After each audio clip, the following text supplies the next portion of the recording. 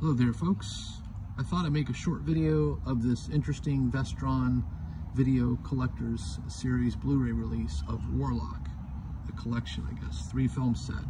And of course, the first film has a fair amount of pedigree to it and is actually a very enjoyable B movie with a reasonable budget and a wonderful score by Jerry Goldsmith. It was scribed by David Toohey, who was a great screenplay writer and a good director. He's written things like The Fugitive. He wrote and directed Pitch Black, The Chronicles of Riddick, and I think even the third installment of that Riddick trilogy. I really enjoy the first film for a number of reasons, not the least of which is just how smart it is, how fun Julian Sands seems to be having in the titular role as the Warlock, and Richard E. Grant, who plays the sort of the person chasing the Warlock across time. He's great. He's very enjoyable. It's a funny movie. It's an excellent representation of, you know, horror, adventure, and a little bit of comedy thrown in. And again, all set to a pretty sharp script. So highly recommend the first Warlock. Now, the second one also features Julian Sands. Not as good. Definitely a step down in quality. Although I will say that there are some pretty interesting ideas floating around in that film, and it's definitely a darker movie with more gore and practical effects.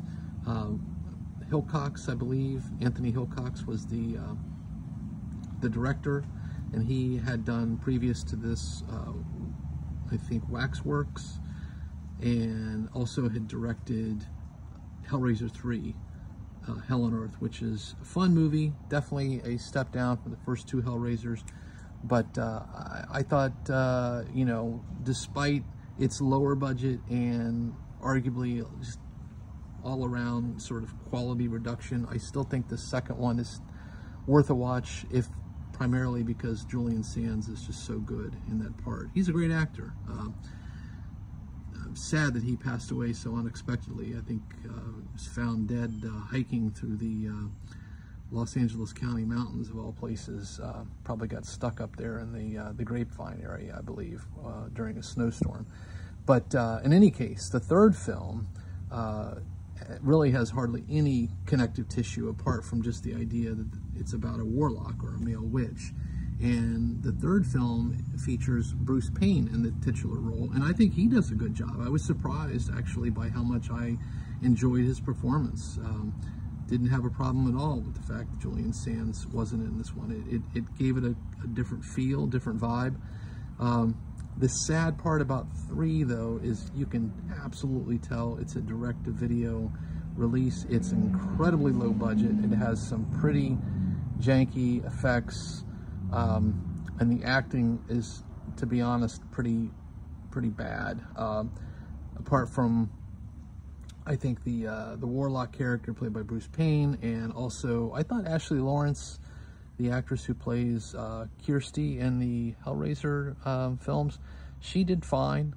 And I think that there was just some interesting things narratively going on in the film, and I kind of like the setting.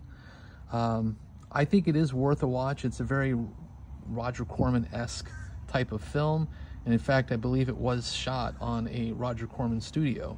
So, you know, definitely quality diminishes arguably with each successive entry, but I still find really the first film being so damn enjoyable that I think it's worth picking up if you're a fan of sort of 80s VHS horror. Even though these movies came out in the 90s, it just has that feel about it.